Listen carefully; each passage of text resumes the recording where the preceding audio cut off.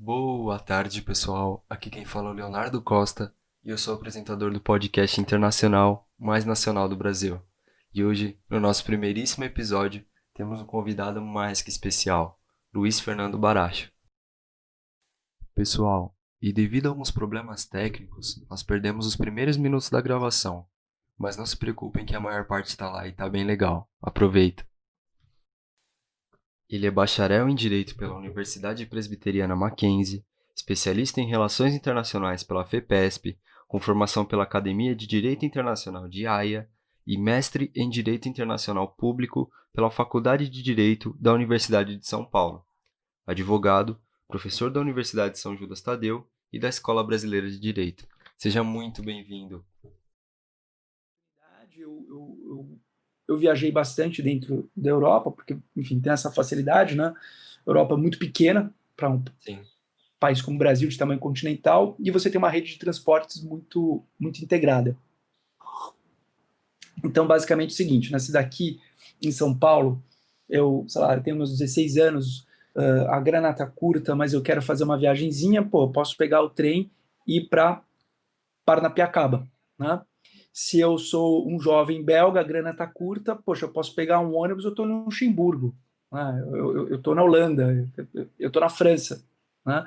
A um custo relativamente baixo, às vezes bem baixo. Então eu viajei bastante. E quando eu viajei, uma das viagens que eu fiz, eu acabei indo para a Itália. E quando eu estava em Roma, eu fui lá, passei para a região da Piazza Navona, né, da Praça Navona, e aí eu conheci a Embaixada do Brasil. Na hora que eu conheci a Embaixada do Brasil, se vocês depois tiverem curiosidade, na Itália ela é muito bonita, né? Depois entrem no Google Imagens, tudo. Poxa, e ela é linda, né? E lembrando que eu tô com 38. Em 1999 tinha internet, mas era uma internet de escada, era cara, você não ficava usando toda hora a internet. Então, assim, Sim. se você me perguntasse aos 17 anos, e aí, como que é a Embaixada do Brasil na Itália? Né? Eu ia ter que pegar uma enciclopédia e procurar para ver, porque não é uma coisa assim, deixa eu entrar aqui rapidinho no celular, agora já sei como que é a embaixada. Não, então, assim, quando eu fui e vi ao vivo, eu falei, nossa, que lugar lindo, poxa, sério, então isso aqui é uma estrutura do Estado brasileiro. Bom, enfim, né, eu não era um jovem completamente alienado, eu tinha noção disso, mas eu nunca tinha percebido isso, né?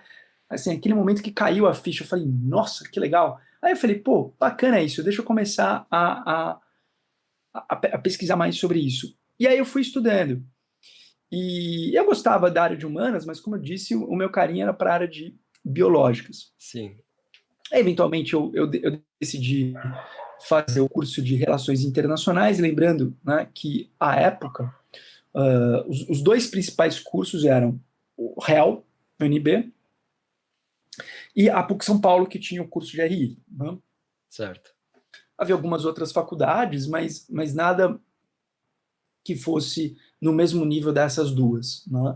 Então, assim, você tinha duas excelentes faculdades, PUC São Paulo e a UNB, e aí você tinha um hiato gigante e uma outra faculdade, mas de uma qualidade muito inferior.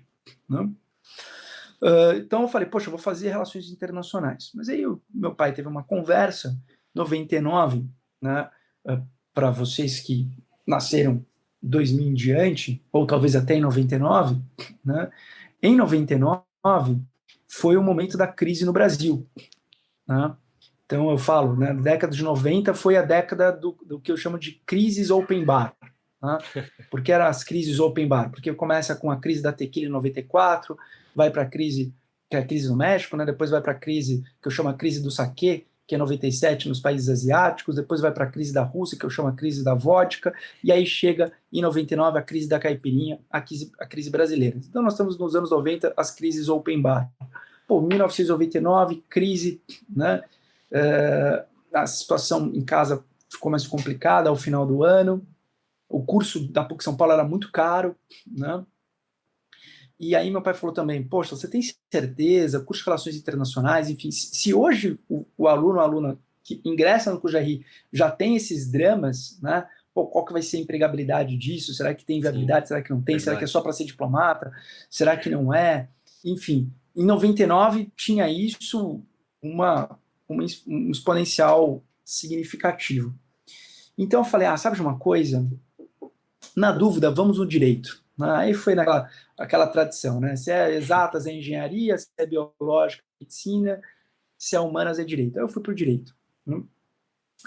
Eu fui para o direito, né? E aí eu comecei tudo atropelado, porque eu fui estudar direito, aí eu acabei fazendo Mackenzie, e no meio do caminho acabei ingressando nas Forças Armadas, acabei sendo, né, convocado para servir no CPUR, né, servi 1 ano e meio no CPUR, na arma de cavalaria, e, né, de repente, assim, um mundo muda bastante. Mas duas fantásticas experiências, assim como ter morado fora.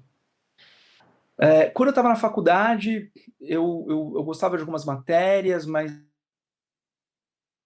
que me causasse paixão, né?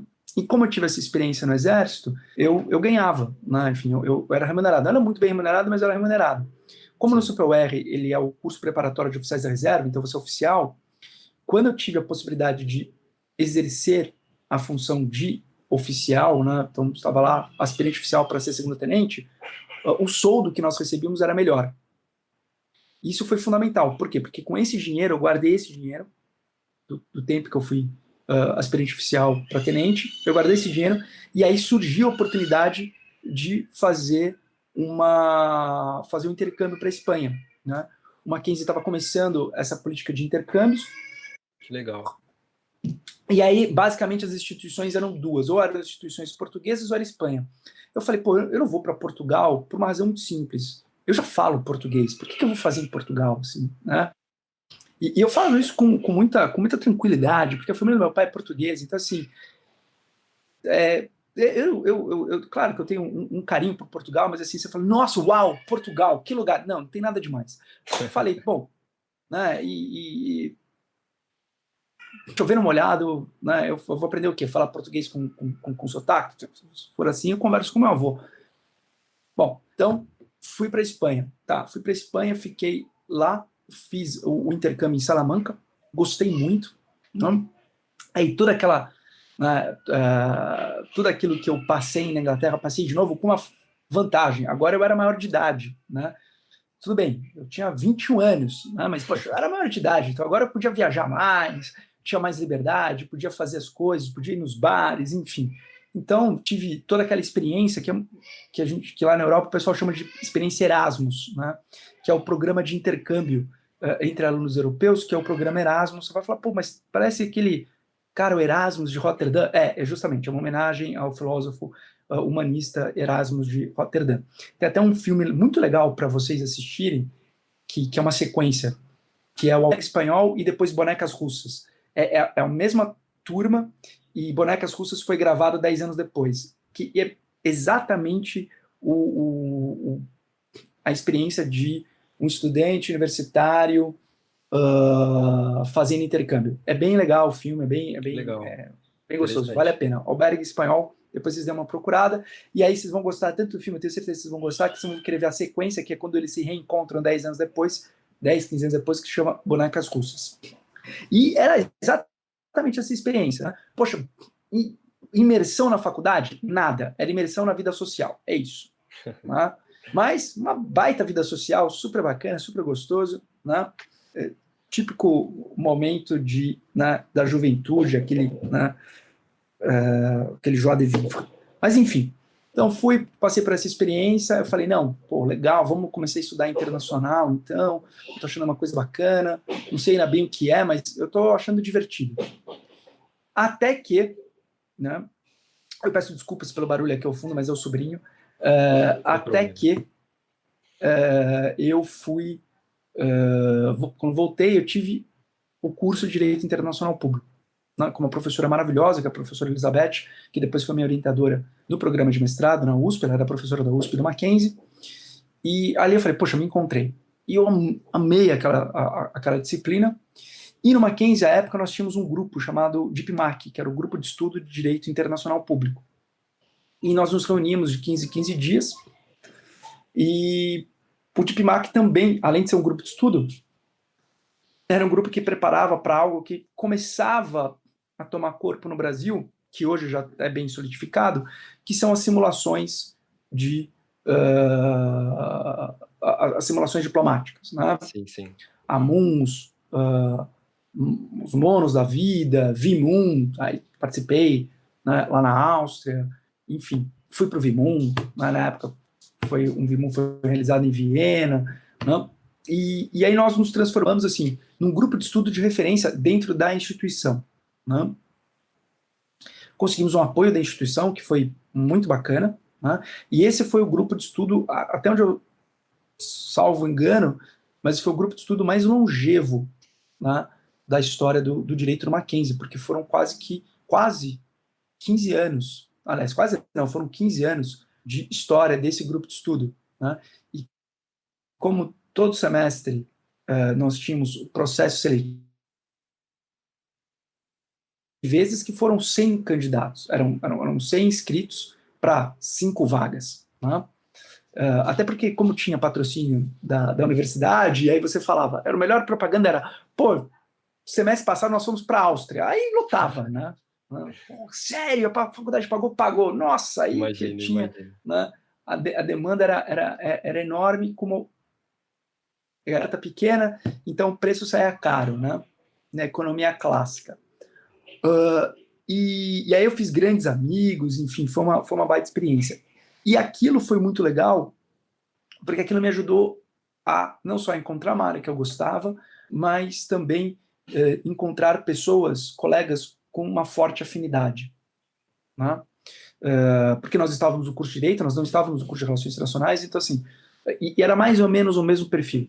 Era um bando de aluno nerd que gostava de estudar, que tinha boa referência de cultura popular, assim, gostava de Star Wars da vida, enfim, gostava de uma HQ, enfim, né, isso era antes do mundo glamuroso, tá, do cenário geek, né? Hoje é glamuroso você ser gamer, hoje é glamuroso você, né, assistir Star Wars, né? Hoje existe todo um elan, todo um charme. Não, na época nossa você era objeto de bullying mesmo. Então encontrar pessoas, né, com as quais você tinha esse tipo de afinidade era muito legal, era muito bacana. E é isso, então reforçou a minha paixão pela área internacional. E também a experiência dessas simulações, que eu encontrei muita gente. E o legal é o seguinte, aqui, por isso que eu sempre incentivo muito esse tipo de simulação. Porque hoje você pode ter 18 anos, 19 anos, 20 anos e você não é ninguém para o mundo. Para sua mãe, para seu pai, você pode ser tudo. Para você, né, eu espero que você, né, tenha um apreço por si mesmo, por si mesma. Mas assim, sendo bem honesto, quem é você na fila do pão aos 18, 19, 20 anos? Nada. Mas o legal é que quando você participa das simulações, os seus outros colegas também não são nada, né? Vocês podem ser, você pode ser bom em iludir durante aquela simulação, mas você ainda, né, quem é você? Só que se você guarda esses contatos, né, e se desses contatos você também cria amizades, daqui a 10, daqui a 15 anos, você será alguém. E às vezes você será alguém de referência. Ou essas pessoas serão outras pessoas de referência. Só para alguns exemplos, por exemplo. Alguns exemplos. Né? O meu colega, o Henrique Natalino, que participa comigo do Fora da Cadência, né? Ele foi uma amizade feita nessas simulações. Né? Ele foi responsável pela política externa do governo do estado de Minas Gerais durante 8 anos, né? O que a gente chama de paradiplomacia. Né?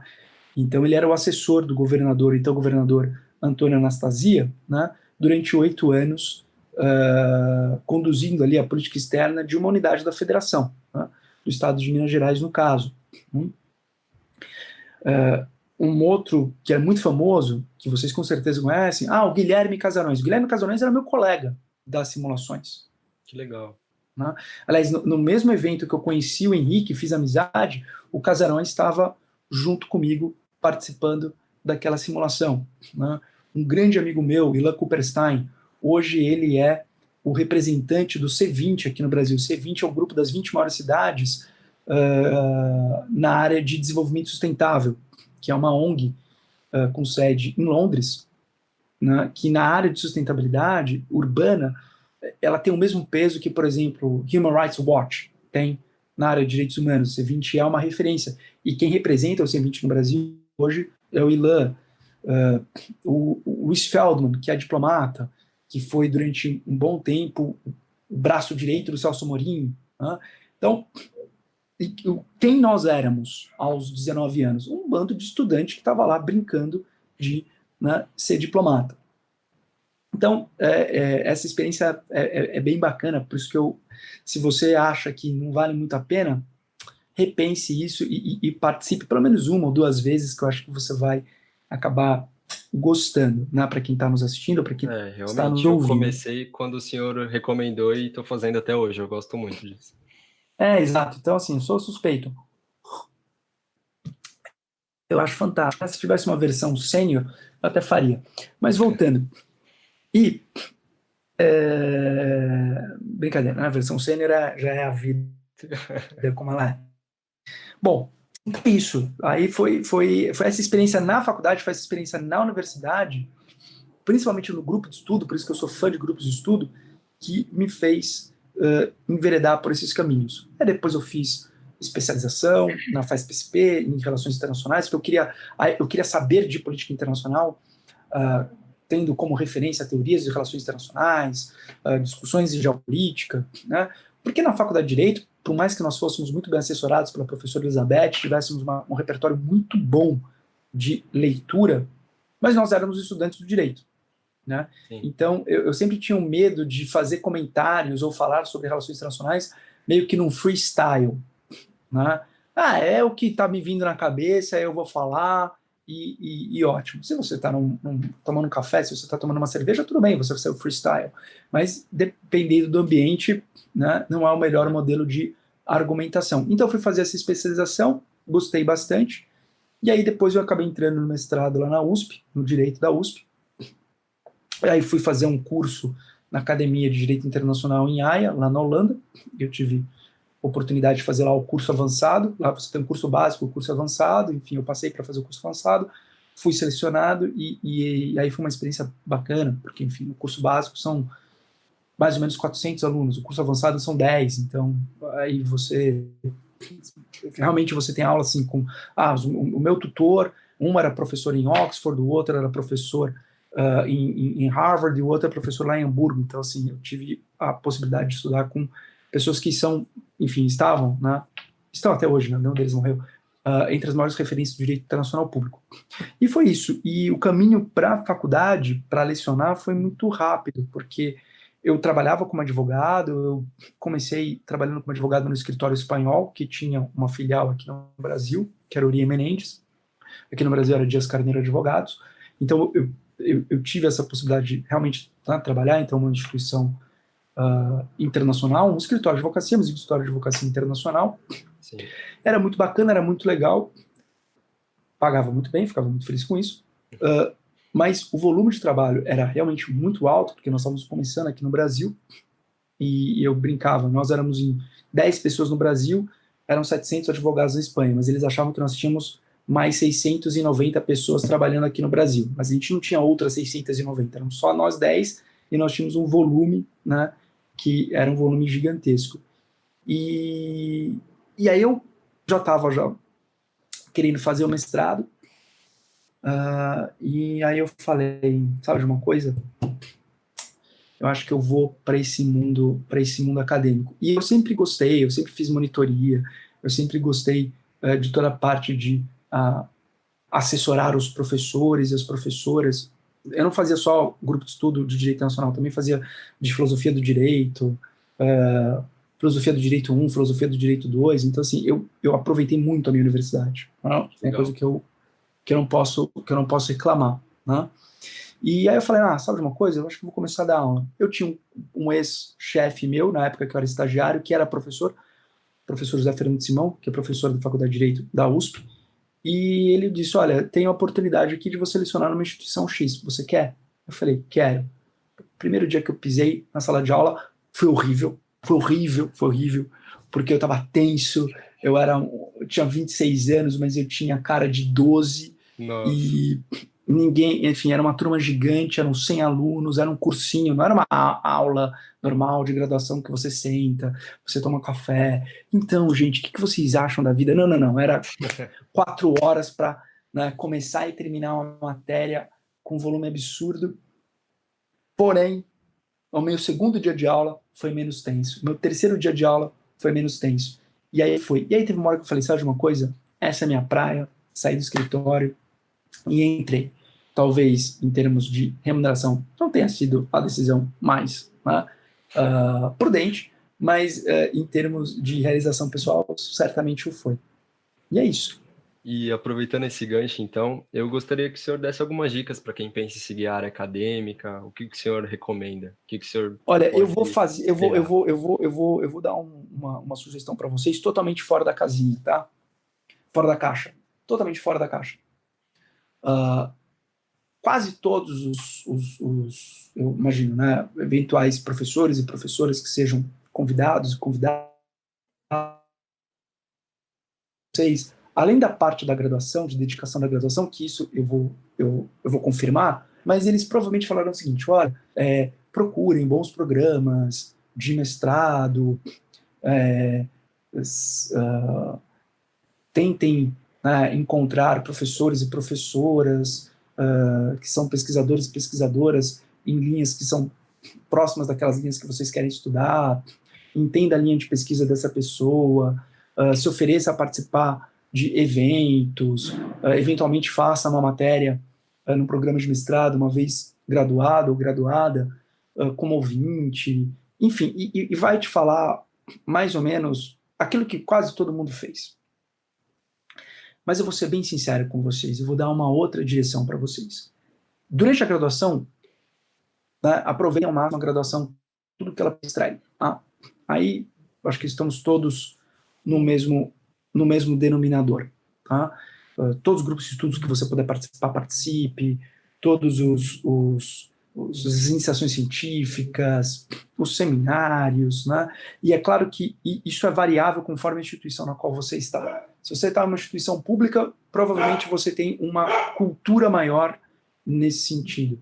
Se você está numa instituição privada, vai depender muito da instituição privada. Mas se você está numa instituição privada que não tem, não use isso como uma desculpa para você não fazer.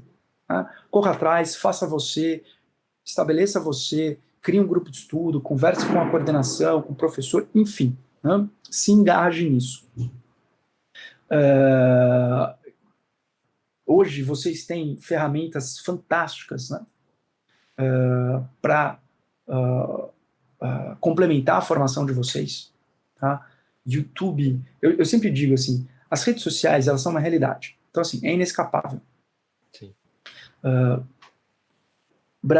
O brasileiro, a faixa etária de 25 anos, 18 a 25 anos, o último estudo que saiu, que eu sei o dado, tem mais ou menos uns 3 anos já, então talvez tenha mudado esse número, mas entre 18 e 25 anos, gasta-se 6 horas por dia nas redes sociais. Tá? Caramba. Claro que não é que são 6 horas diretas, tá? Ninguém fala assim, olha, então é o seguinte, são agora 3 horas da tarde, né? Eu vou ficar aqui até as 21 horas da noite, né, exclusivamente nas redes sociais, por favor, não me interrompam. Claro que essas 6 horas são distribuídas, em algum momento você dorme, mesmo que você, né, faça, a última coisa que você faça seja olhar o celular, e a primeira coisa que você faça seja olhar o celular, né? Assim que você acorda. Mas então você tem 6 horas ali distribuídas. É inevitável isso. Né? A questão, portanto, se coloca da seguinte maneira: como usar isso a seu favor? Tá? Você vai usar isso para diversão? Vai, normal. Você é jovem, se você também não se diverte, procure terapia, né? Porque você deve estar com algum tipo de problema. É normal. Né? Você vai gastar um pouquinho desse tempo com coisas bobas, com coisas triviais, não tem nenhum problema. A questão é a quantidade disso. Tá? Se você então puder fazer bom uso dessas redes sociais, faça. Tá? E bom uso dessas redes sociais não é só ficar repassando meme, textão, fazer ali a sua grande plataforma de exposição de visão política para ganhar like, curtidinha e ter o seu momento de, né, vou fazer meus protestos sociais. Tá? Não é só isso, mas procurar plataformas que sejam provedoras de bom conteúdo, ter acesso a bom conteúdo. Você tem cursos maravilhosos inteiros de universidades renomadas, estrangeiras e nacionais, de forma gratuita, no YouTube, também plataformas no Instagram. Se quiserem seguir o Fora da Cadência, a gente vai ficar muito feliz com isso, para contribuir. Então, saibam usar esse tempo durante a sua graduação para a sua melhor formação. Ótimo, lindo. Até aqui, acho que todo mundo vai dizer o mesmo. O que eu quero colocar como diferente? Ao invés de buscar o caminho direto, graduação, pós-graduação em stricto sensu, então se você está muito no começo da sua formação, pós-graduação nós temos a lato sensu e stricto sensu, tá? E existe uma terceira via. Lato sensu é o que a gente chama de especialização. Ela tem um compromisso maior com qualificação profissional. E a stricto sensu, que aí você pode ter mestrado, doutorado, enfim, que aqui o compromisso maior é o compromisso acadêmico, e existe uma terceira via, os chamados mestrados profissionais, que ficam no meio do caminho. Tá bom. Então, assim, não existe essa, você fez mestrado ou pós-graduação. Calma. Qualquer coisa que vem depois da graduação é pós-graduação. Aí depende, você fez pós-lato ou você fez pós-estricto. Né? É normal que muitos professores, principalmente aqueles professores e professoras que tiveram a sua inserção profissional exclusivamente na docência, que tenham uma espécie de vício de repetir a sua própria experiência. É o seguinte, bom, como eu saí da graduação e virei professor, então eu vou te mostrar os caminhos da pedra, o caminho das pedras para você sair da graduação e também virar um professor. Né? Nada contra ser professor, por óbvio, eu sou professor e eu amo ser professor. Mas nós não estamos num mundo em que as coisas vão ser tão confortáveis assim. Né? E vocês precisam se preparar para esse mundo. Eu sempre falo, a geração de vocês é a primeira geração que vai concorrer, e já concorre um pouco, mas vai concorrer muito com inteligência artificial. Tá? E vocês não têm nenhuma referência no passado estável que vocês possam usar para se preparar para isso. Porque ninguém, antes de vocês, concorreu com inteligência artificial. Sim. Então, assim, não é que você pode dizer, o que você fez? Eu não fiz porque não era uma realidade na minha época, mas é parcialmente hoje uma realidade, né, para você, e com certeza será para você daqui a 5, 10, 15 anos. Né? Então, tendo em vista isso, eu acho que reproduzir modelos passados não necessariamente é um caminho de êxito. O que então eu recomendo? Tenha primeiro uma experiência profissional. Eu também tive uma experiência profissional. Entre me formar e entrar no programa de mestrado, foram 4 anos. Tá? E eu tive experiência profissional durante 4 anos antes de entrar no programa de mestrado. Isso para mim foi uma coisa extremamente enriquecedora. Né? Então, busque uma inserção profissional. Porque com uma inserção profissional, né, você não só terá a possibilidade de entender melhor o que você quer, moldar a sua qualificação para aquele tipo de habilidade, para aquele conjunto de habilidades, para aquele conjunto de competências que são mais interessantes naquilo que você vê como o seu futuro profissional, né? E também porque cada vez mais nós não teremos o seguinte padrão. Aqui eu sou bem sincero, eu não gosto de ficar adorando a pílula. Eu saí da graduação, entrei no mestrado, tive acesso a uma bolsa que não era muito boa, mas era alguma coisa durante o meu mestrado, depois eu entrei no meu doutorado, tive uma bolsa um pouquinho melhor, e hoje eu tenho 30 anos de idade, sou formado, tenho um mestrado, tenho um doutorado, até então consegui pagar minhas contas com um certo controle, mas consegui com bolsas, e agora vou ver o que é a vida. Né? E aí estou esperando uma vaga abrir numa universidade pública, vou prestar, vou passar e eu vou ter uma renda razoável. Esse mundo acabou.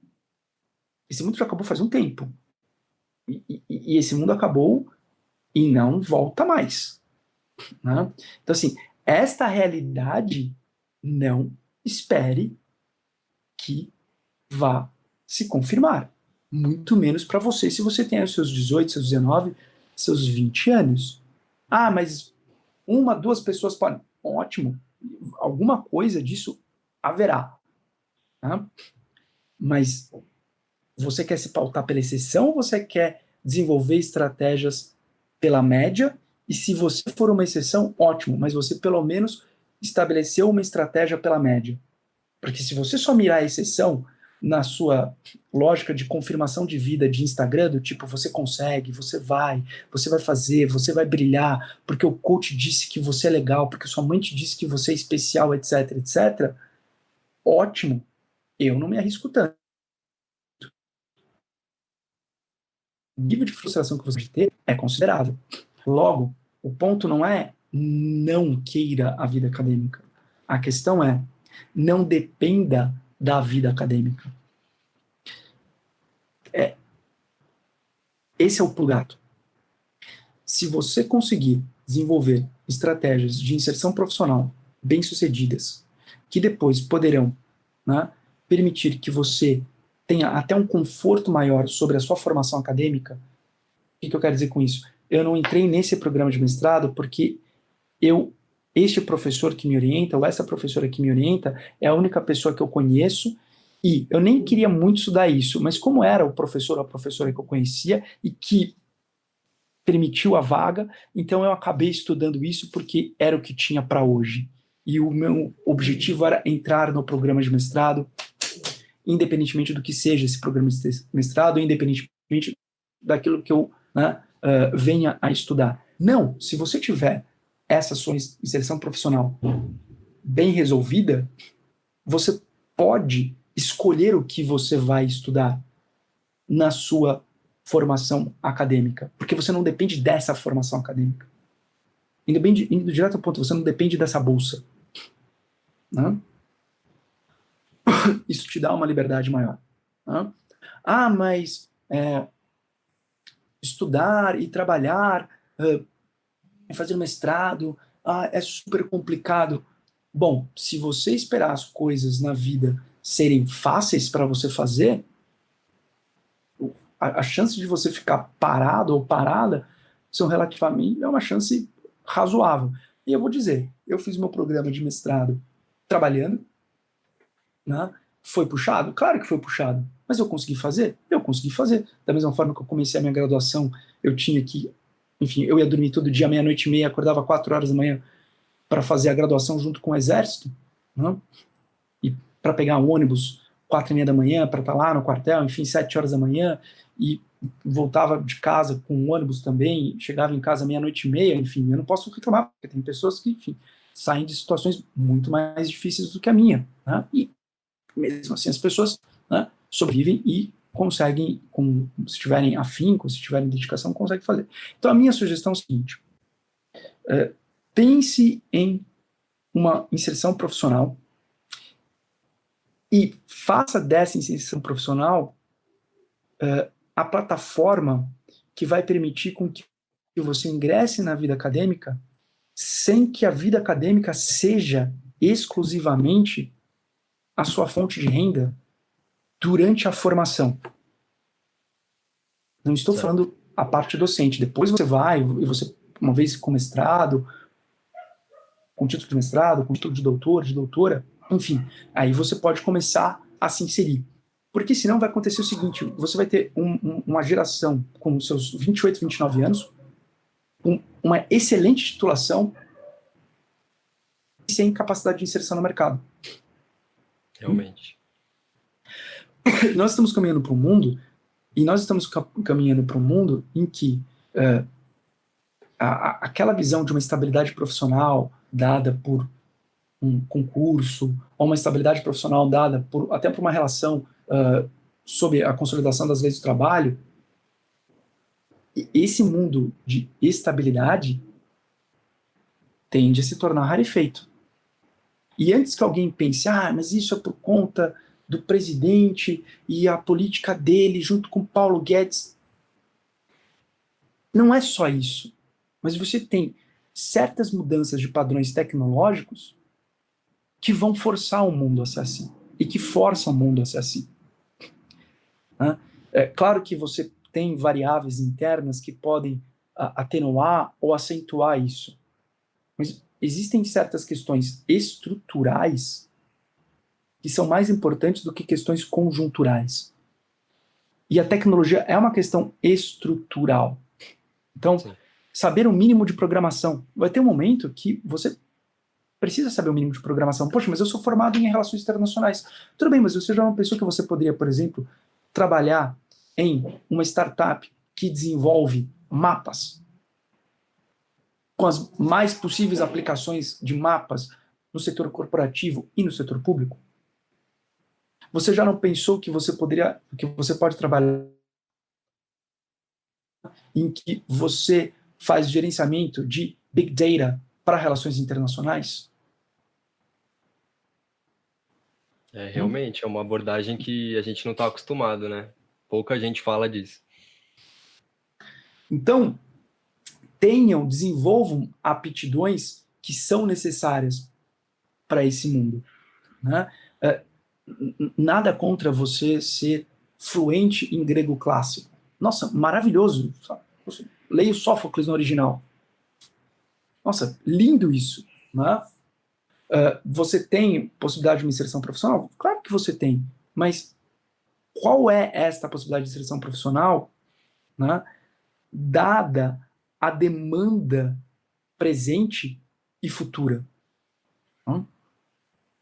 Então, para você não ficar um refém das circunstâncias, ou depois, quando chega um determinado momento, você vai dizer que o problema é o sistema porque o sistema é injusto em A, B, C, D e E. Sim, o sistema é injusto em A, B, C, D e E, mas você reconhecer que o sistema é injusto, o sistema não vai falar assim, nossa, realmente, eu sou injusto, deixa eu parar de ser injusto agora com você, vem aqui, né, eu vou agora te abraçar, né, e vou falar, tá quentinho, tá gostoso? Enfim, e aí você vai ficar feliz. Não, as coisas não são assim. Então você precisa desenvolver estratégias de inserção profissional. Tá?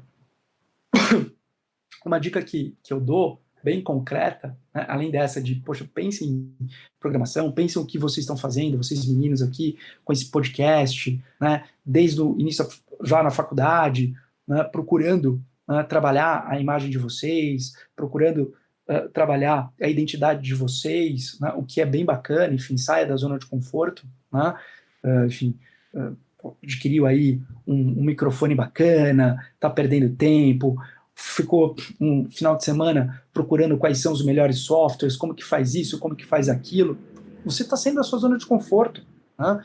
E você está criando, né, algo depois que isso pode te levar a algum lugar, né? Seja uma remuneração por isso, seja porque alguém te conheceu porque faz isso, enfim. Mas ficar parado nunca é uma... Assim, jogar parado faz sentido para o futebol moderno, tá? Sim. Mas não faz sentido em termos profissionais, fora do futebol moderno. Tá? Uma dica bem concreta que eu dou, todo ano você tem os processos seletivos para as grandes empresas de consultoria, por exemplo, tá? Que absorvem um número muito grande de profissionais, sem uma preocupação estrita em relação ao qual o título de graduação. Então, quando eu falo de grandes consultorias, eu falo de Deloitte, eu falo de KPMG, eu falo de Ernst Young, eu falo de, enfim, BDO, não?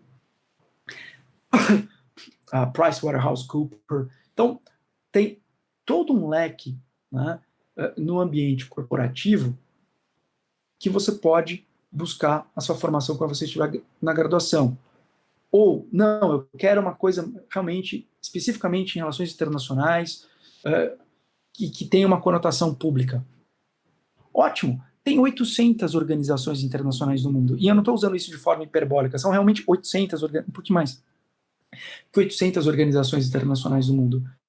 Você já pensou em entrar no site e ir atrás, e lá no Work With Us, Apply for a Job? Realmente.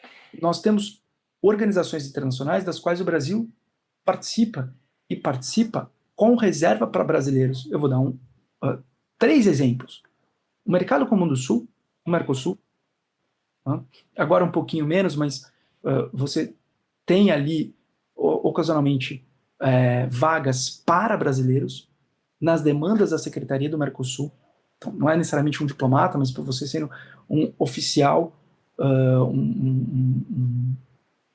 um oficial de uma organização internacional, você sendo um funcionário, uma funcionária de uma organização internacional, você tem a Agência Brasileira de Cooperação em Energia Nuclear, Brasil-Argentina, tá? Que tem sede no Rio de Janeiro, em Buenos Aires. Nós temos a Organização do Tratado de Cooperação Amazônica, que tem sede em Brasília, que eu falo que é a coisa mais bizarra do mundo, né? Que faz parte do que eu chamo de Relações Internacionais de Jabuticaba. O que são Relações Internacionais de Jabuticaba? É relação internacional que só tem no Brasil, que nem Jabuticaba. Por quê? A Organização do Tratado de Cooperação Amazônica. Aí você imagina, pô, Amazônia. Pô, deve ficar em Manaus, deve ficar em Belém. Não, fica no meio do Cerrado, fica em Brasília. Né? A Amazônica fica no Cerrado, mas enfim, tudo bem. Mas temos aqui a OTCA, que é uma organização internacional da qual o Brasil faz parte, e tem sede no Brasil. O BRICS está para abrir agora uma representação aqui em São Paulo. Nós temos a Comissão de Juristas da OEA, que fica no Rio de Janeiro. Nós temos o escritório do IFC, que é uma das instituições que compõe o Banco Mundial, aqui em São Paulo. Nós temos o PNUD em Brasília, é em São Paulo, o pessoal de Brasília roubou da gente, mas enfim. Então nós temos o PNUD, que fica lá em Brasília, Programa das Nações Unidas para o Desenvolvimento. Então, não estou falando só de instituições que estão, sei lá, a milhares e milhares de quilômetros de distância. Estou falando de organizações internacionais ou órgãos de organizações internacionais que têm representação no Brasil. Certo. Então, pense fora da caixinha e vá atrás. E aí a minha sugestão é, procure uma inserção profissional. Se será em uma empresa multinacional que faça atividade A, B e C, se será uma empresa multinacional de consultoria, se isso se dará em uma organização internacional, se isso se dará em um órgão público, além dos concursos, mas dentro de espaços que você tem de cargos comissionados, a Secretaria de Relações Internacionais do município de São Paulo, a Secretaria de Política Internacional do Estado de Tocantins, enfim, mas procure primeiro ter esta experiência profissional para você ter mais maturidade e para que você consiga, com isso, uma tal autonomia, inclusive financeira, né? E, meus caros, tem uma hora que a autonomia financeira é fundamental. Eu sei que quando a gente é estudante, a gente está imerso ali na vida acadêmica, né? A gente tem até um certo desprezo com isso, mas uma hora você vai ter um boleto com o seu nome e é você que vai ter de pagar. Se você já não faz isso hoje, porque dependendo da realidade, você já faz isso hoje e você às vezes já está em uma determinada profissão e você faz dessa profissão justamente a condição para que você curse relações internacionais. Isso eu estou pensando já numa realidade de um estudante de uma faculdade privada, nos grandes centros urbanos, né? Não é tanto o cenário, por exemplo, do Leonardo, que está lá na Unesp, que está no interior de São Paulo, num contexto de uma instituição pública, que geralmente você tem uma tal realidade na qual os alunos têm um ingresso profissional um pouco mais tarde. Né? Então,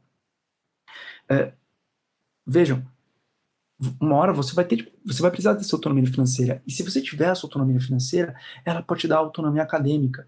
Em que sentido? Você vai poder escolher melhor aquilo que você quer estudar. Porque na prática, uma coisa que acontece muito é, eu fui fazer o programa de mestrado X, não porque eu queria o programa de mestrado X, mas é porque o programa de mestrado X era a oportunidade que se apresentava para a minha época e eu precisava entrar nesse programa.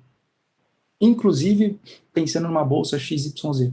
Então, é um mundo em que você tem uma inserção profissional com menos estabilidade, em que você vai ter um repertório de bolsas menor, em que você vai ter uma demanda, inclusive, por profissionais da docência menor, com inteligência artificial, etc., se você não souber fazer a sua inserção profissional de forma estratégica, né, você pode se frustrar. Eu não queria jogar um balde de água fria, tá? E ainda mais assim no primeiro podcast, eu juro para vocês, né, que não é a minha intenção isso. Mas Sem problema. mas eu prefiro fugir um pouquinho da zona de conforto e provocar certas reflexões em você, mesmo que você agora nos ouvindo ou nos vendo, você fala, poxa, mas eu não gostei disso, eu não gostei do que eu vi. Tudo bem, não tem um problema nenhum. Mas se esse desconforto que eu causei em você venha gerar uma reflexão daqui a pouco, semana que vem, amanhã, daqui a um mês, daqui a 6 meses, e se eu conseguir com isso plantar uma sementinha em você que faça com que você se mova e que você busque, né, as posições fora do que todas as outras pessoas estão fazendo, poxa, eu cumpri meu objetivo. Perfeito, perfeito. E é isso, Léo. É isso, professor. Eu agradeço a presença, viu? Agradeço o seu tempo e Que é muito isso. obrigado. Que é isso, Léo. Muito obrigado a vocês. Obrigado, Rendizinho, aí, tá dando todo o apoio, porque eu lembro do apelido dele, né? E, Exatamente. e é isso, meus queridos. Qualquer coisa, estamos aqui, tá? Perfeito, professor. Um Muito abraço, obrigado. então. Um abraço. Até mais. Tchau, tchau. Tchau, tchau.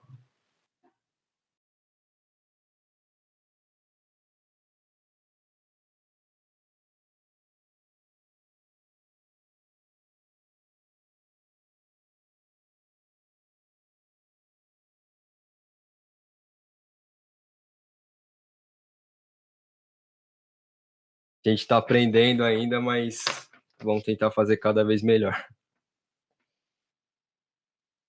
Então, pessoal, obrigado pela presença, pela força. É o nosso primeiro, né? Mas a gente está aprendendo. Vamos melhorar cada vez mais. Obrigadão, hein?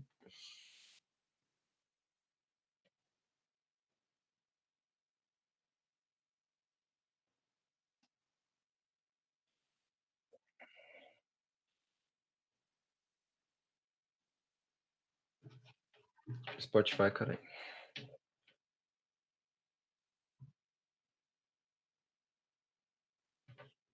YouTube. Então é isso aí, pessoal. Obrigado, viu? A gente vai liberar em 24 horas no Spotify e no YouTube.